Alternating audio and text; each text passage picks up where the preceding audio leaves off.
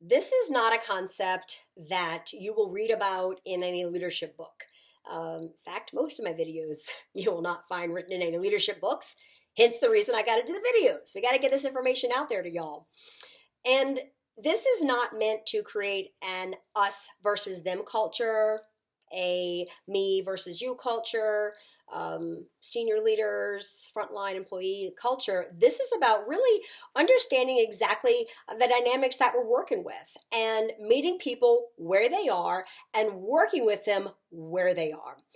It comes down to, and I see this consistently a lot with senior leaders struggling with this concept, business owners, CEOs, when we're coaching them, they're frustrated with how certain employees might be acting and say, Julie, I would never send an email like that. Or, oh my God, I would never respond to a situation like that. Or, I would never have just sent that email like that. I never would. Okay, so this is a great opportunity for us to remember that we cannot expect employees to act like leaders. And that is very hard because we see life through our lens, our own perspective, our own experiences. And I have to remind my clients in that moment, there's a reason you are the senior leader. There's a reason why you're the owner. There's a reason how you built this business because you didn't think like that. But they're showing us by the fact that they took that very action that is exactly how they think.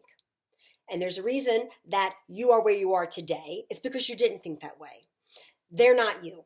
Do not expect employees to act like you. Do not expect everyone to have the same skin in the game as you do, no matter what level you're in.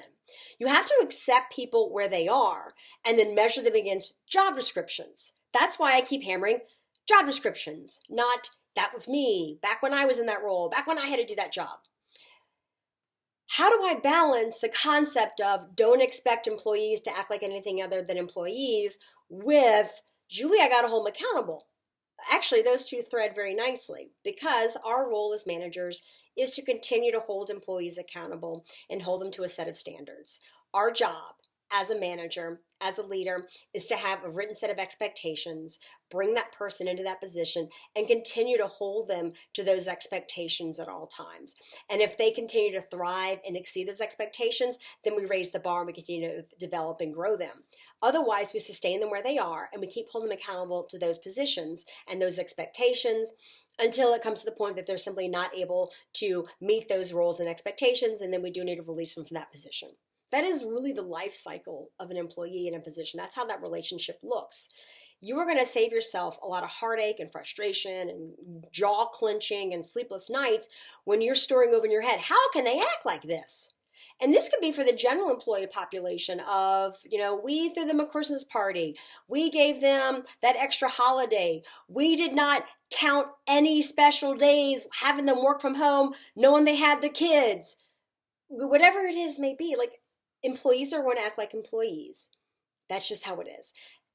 What's good about this is that those that are really prime and ready to be promoted will make themselves very evident because they will act differently. So when you have somebody who's really rising to the occasion above and beyond, taking ownership, we're going to shift that thinking from, well, that's a really good employee. That's what you want to see.